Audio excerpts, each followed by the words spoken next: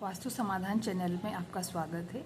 आज इस वीडियो में हम वास्तुशास्त्र की कुछ ऐसी छोटी छोटी बातें हैं जिससे कि डेली लाइफ में जिसका काफ़ी बड़ा हमें इफ़ेक्ट्स देखने को मिलते हैं, लेकिन हम उन्हें नॉलेज ना होने के कारण उसे इग्नोर करते हैं, जिसके काफ़ी बड़े दुष्परिणाम हमको देखने को मिलते हैं।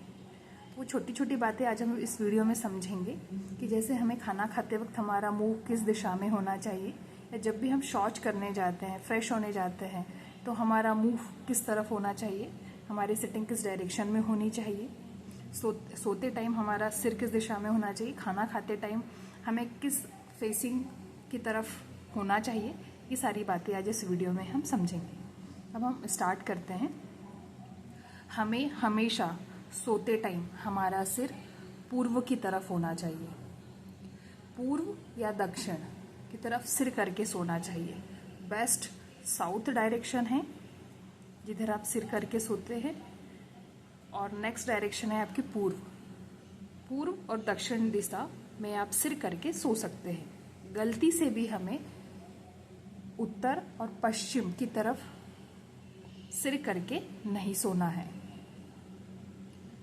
पूर्व की तरफ अगर हम सिर करके सोते हैं, जिससे कि हमें शास्त्रों में बताया गया है कि हमें विद्या प्राप्त होती है, और दक्षिण की तरफ सिर करके सोने से धन तथा आयु की वृद्धि होती है। अगर हम पश्चिम की तरफ सिर करके सोएंगे, जिससे कि हाइपरटेंशन की प्रॉब्लम हमेशा बनी रहेगी, और उत्तर की तरफ सिर करके सोने से मृत्यु का भय बना रहता है, ऐसा हमारे शास्त्रों में बताया गया है।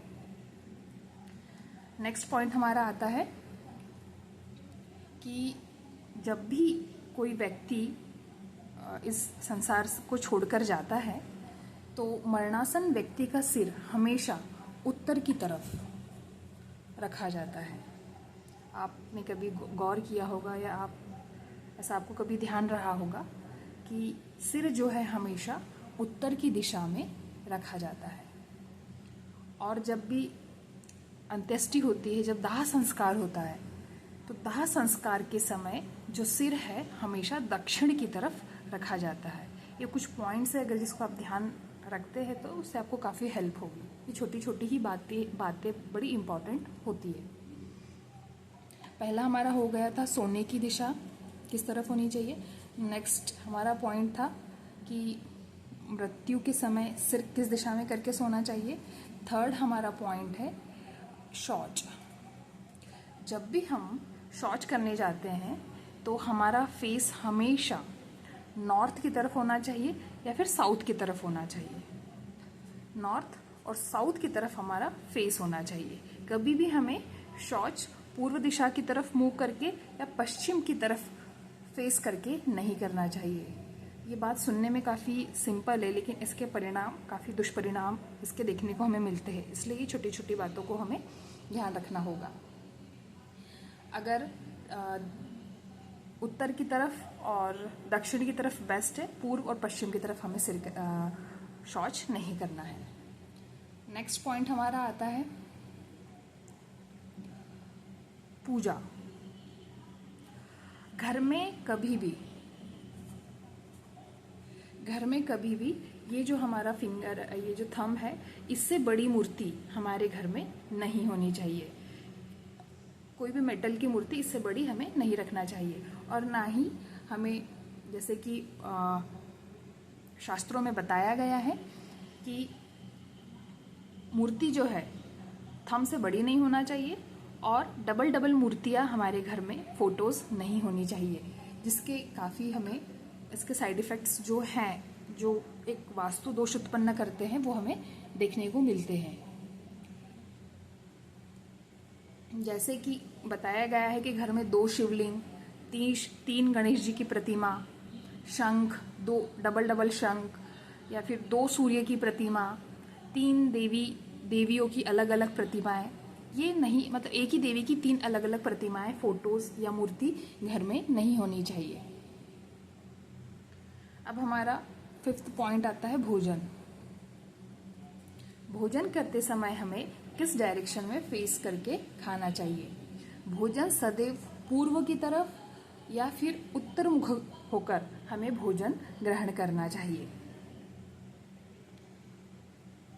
दक्षिण की तरफ भोजन हमें नहीं करना चाहिए।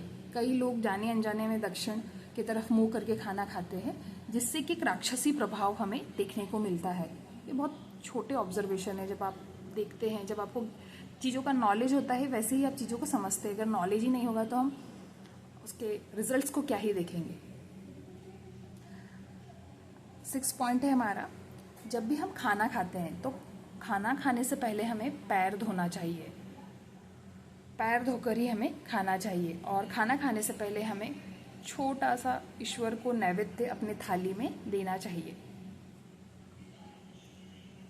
पूर्व की और अगर मुख करके हम खाना खाते हैं तो जिससे कि शास्त्रों में बताया गया है कि उससे आयु बढ़ती है।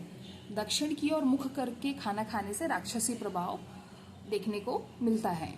पश्चिम की ओर मुख करके खाने से मनुष्य को रोग बीमारियां घेरे रहती है, और उत्तर की तरफ मुख करके खाना खाने से धन की प्राप्ति होती है। ये कुछ छोटे छोटे पॉइंट्स हैं, अगर आप आपकी लाइफ में इसको आप फॉलो करते हैं तो उसके आपको काफ़ी अच्छे रिजल्ट्स मिलेंगे।